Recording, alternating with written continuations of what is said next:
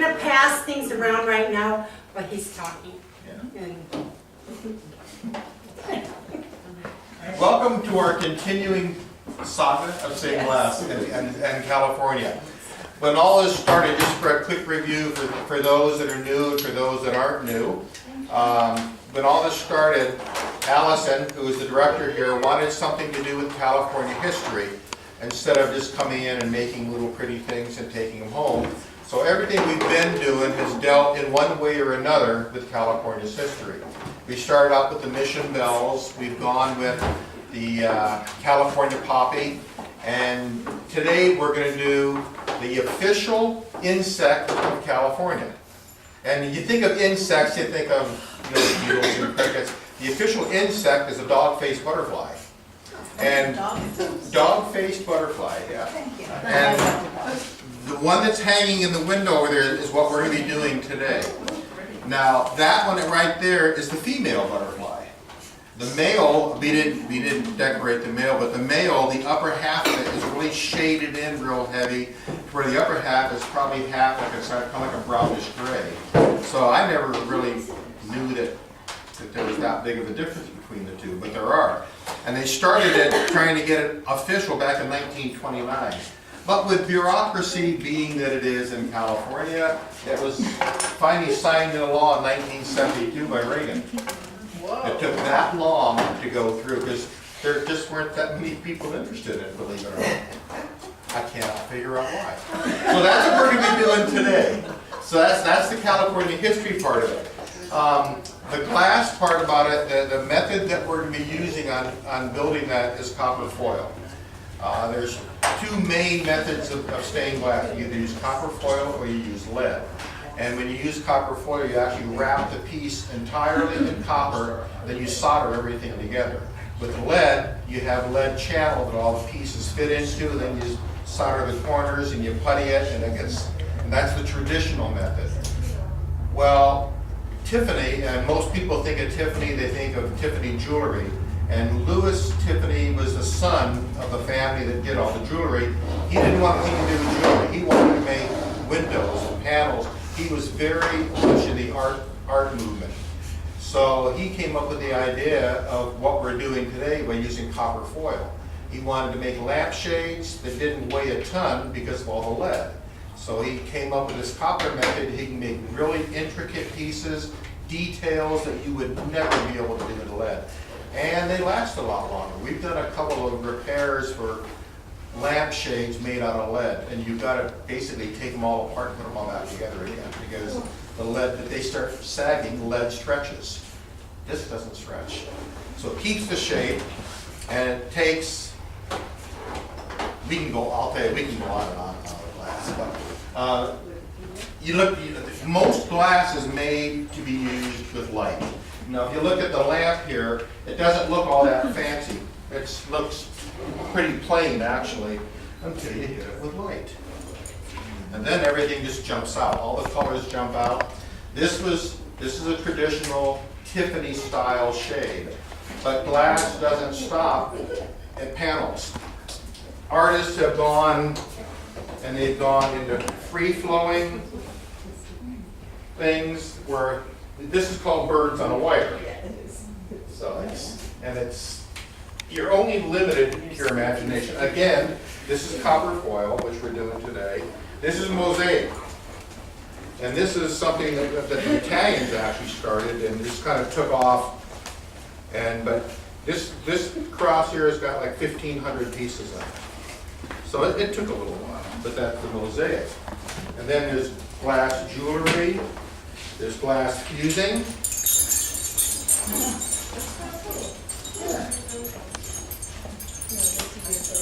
And it's surprising how well glass wind chimes do, because they're putting it, at about 1,400 degrees. It tempers the glass. They anneal slowly. They last forever until somebody hits them.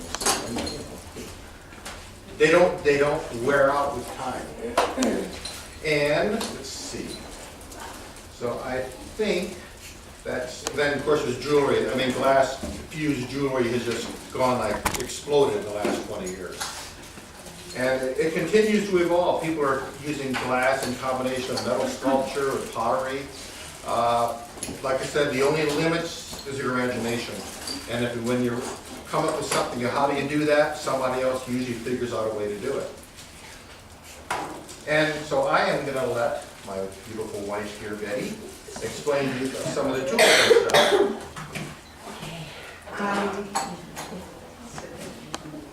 A lot of times when you do glass, there's different types of glass cutters. And this is just going to be a quick little, show you different things. The different type of glass cutters. This one, most people love because you hold it like that. And we didn't bring the glass in, but it actually cuts the glass. Yeah. I will go get it. And then you have the breaking pliers. There's a combination breaking pliers that you just break, and then there's this breaking pliers, you put it on what you call, when you cut it, it's called a score line. You put it on that and you just press it down and it breaks it. But I guess we didn't put breaking pliers in there. No, And we can take, I know we Yeah. can take another piece of glass and use it instead. yeah, that's a good idea. And then after you cut your glass, Tiffany really didn't have this. If you buy an old Tiffany, you'll see that it's rose. And that means you take the edge of the glass and kind of chisel it off. Well, we have grinders now. This is a real old grinder. There's nicer, bigger grinders. And you plug it in and turn it on. It's got a diamond head wheel, and you set your glass down, and it'll grind it. All, you know, And it's all fed with water. Yeah. If you want to go ahead and square that. All right. Now here's a piece of glass. There's different types of glass, and this is the pistol grip. Normally you have oil in the. But listen, you can hear it actually score the glass. Yeah. Is it gonna sound like a dental office? No. Okay. This does. Or nails on a chalk, This- okay. Oh, no. No. This has a real nice.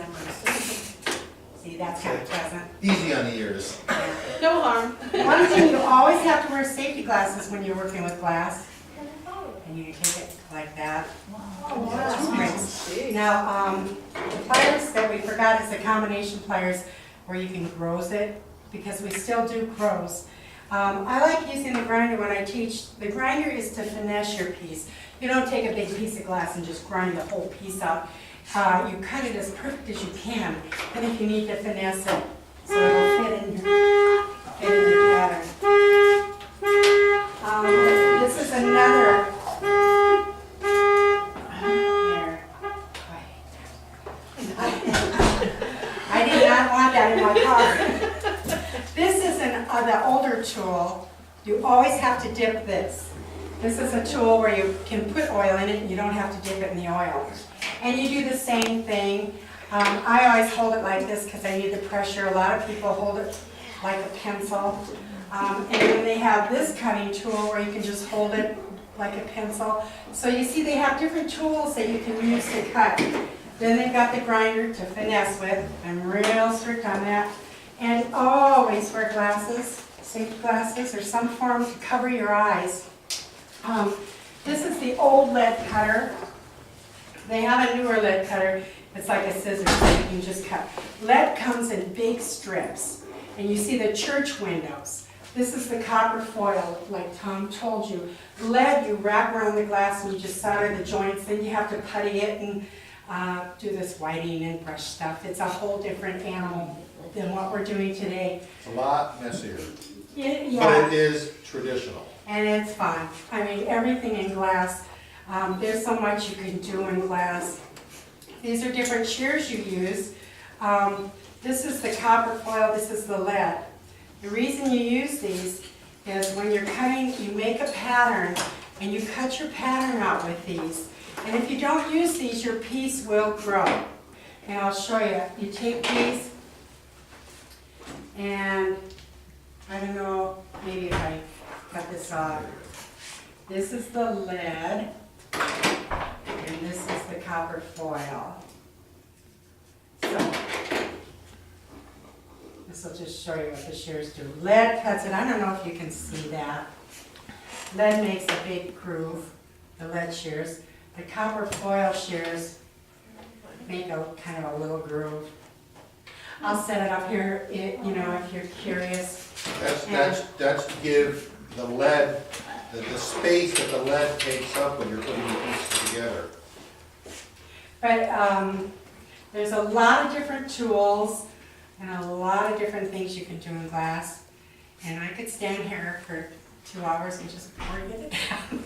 But this way you can make your own, so we'll start you on that. Anybody ever see Forrest Gump? Yes. You know how he talked on and on about shrimp? Yeah. You Yeah, can do that's that that's how we do with glass. Mhm. You can cook it, you can bake it, you You can can paint use it, it, you you can can slump it. Okay, so now what we're going to show you is how to foil your piece. And this is important. If you don't foil it right, it won't be very strong. It'll fall apart. Okay. It won't be very strong and it'll fall apart. If you want to foil this around so it's even on both sides. If you have one side that's really thin and one side that's really wide, that's going to make a weak piece. Plus it won't look as nice. So when you take this foil, it's sticky on one side, copper on the It other. just comes undone like this. Don't undo the whole strip. Just undo a couple of inches at a time. And then when you start it to where the glass is centered in the foil. Okay, I'll show you down here too, and he can show you up there. So that when you're looking at it, it's, Okay, you can take it out and start. And you saw how he didn't rip the whole thing off? you just kind of You rotate just it around do it like as it that. goes. And as You go, can let you this kind of paper slip. part just kind of hang, but make it as even as you can on both sides. It's similar to putting in cabochons. Oh, there you go. I don't know. So what, Yeah. so what you're trying to do Oh my gosh, yeah. What So you you have wanna to even on both is you want to get the foil to where it's even on both sides of the glass. So you can kind of, what I do is I kind of look down at it from here so I can see how the glass comes to the foil. Yeah. And then you just I'm having bring it down like that. Yeah. As you undo it, you kind of push it into the Oh, side. well, sometimes if you don't have, and I don't have nails, so. Yeah, see, if you look down that way, see how the There's same a amount part of like sides. that. You're the boss. Okay, now make sure it's even. I always look at it like this. I make sure it's even on both sides. Yeah, And I bring it around. both sides. I make sure it's even on both sides. Very important. Did you want to do one? Freeze down? Yeah. Oils on the finger make a difference. Normally when I do glass, I will take, And then when you Alcohol and reach wipe it off your and starting clean it. point, you But I don't overlap have it about glass. an eighth of an yeah, inch. but today, So you, when the it oil's on your comes to finger. where you started, Yeah, in fact, bring that, that up to about to there. Then that's where you're gonna cut the foil. you can't immediately, what I do is, Yeah, usually what I do is I run it all the way around, I stick it to it, then once it's Stick it. stuck to it, then I'll just go ahead and and you take my can fingers and take push it your down like fingers, and this. it's called crimping. Yeah. And on the very top, or where it turns, make kind of a little fold, like a Christmas package. Crimp it down with your fingers, crimp it down, try to make it even on both sides. Are the irons plugged in, Tom? Yes. Yeah, when I turn the lamp on, I hit power the irons. Okay, And then even. once And you've if got you it don't get folded even over both on the sides, edges like rip it this. off and try again. I have more foil there. See, once, oh, I'm sorry. It's very important.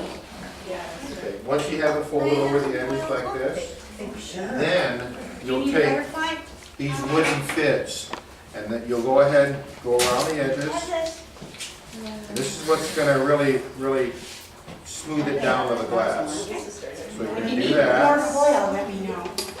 and then on the edges, you're gonna do the same thing on the edges. You wanna get all those wrinkles. And then when you get to the end, overlap it, maybe about 1/4 of an inch. Overlap it on your piece.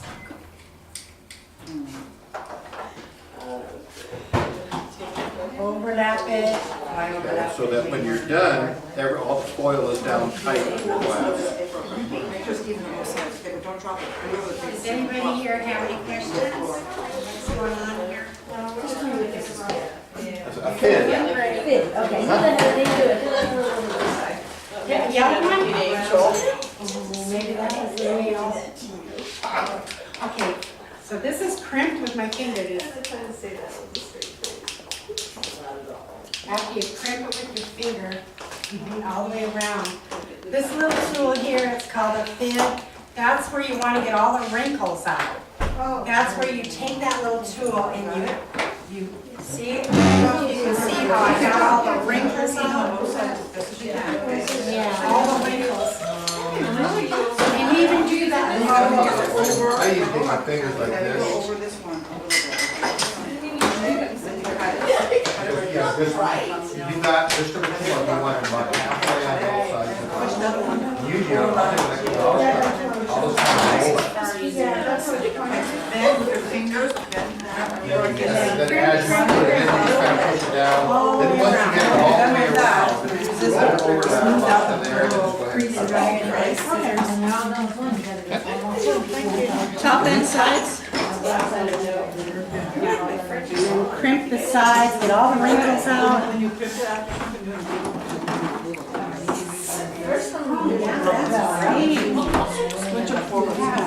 Then we did, that's what we did. All my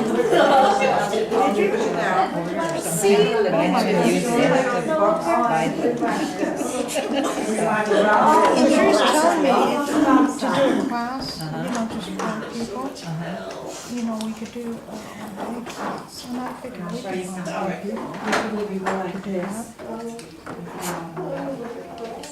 That's not too many. That's real white on one side, real thin on the other. Yeah, any questions, just go ahead and shout out.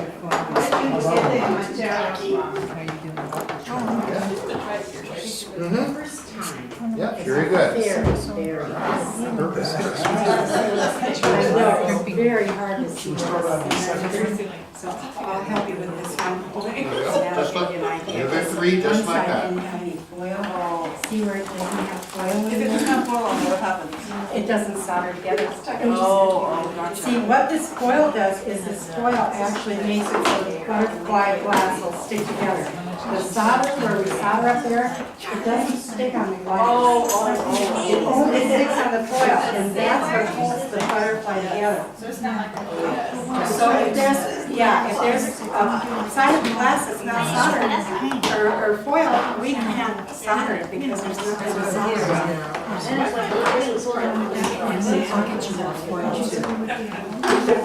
So many people that